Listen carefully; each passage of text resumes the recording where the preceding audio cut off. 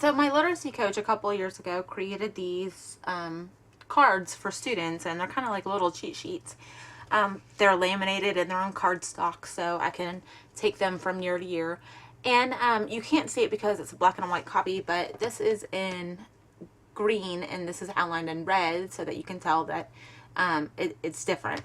So the first person shares their thinking and they say they might use these stems. These are just suggestions.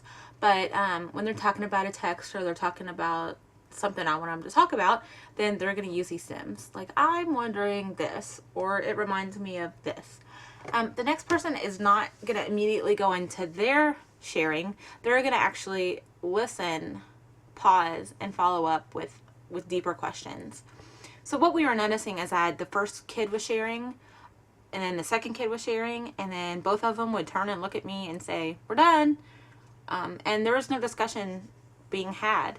So we had to kind of put something in the middle. We had to put a buffer where it became a conversation and not just kind of sharing with there being no final outcome. There was no deeper knowledge gleaned from just sharing each other's thinking or sharing the thinking and no deeper conversation happening. So this was our response to that. At the bottom, you can definitely see where we talk about eye contact, that only one person is talking and one person is listening, so they're not talking over each other, which honestly was never really a big problem.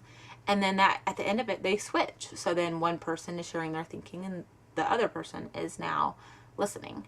So yeah, you have to model it several times. You kind of have to get the kids in there and you have to get them in this mode that it's not just, listening and then sharing their own thinking, but it's more of a collaborative discussion.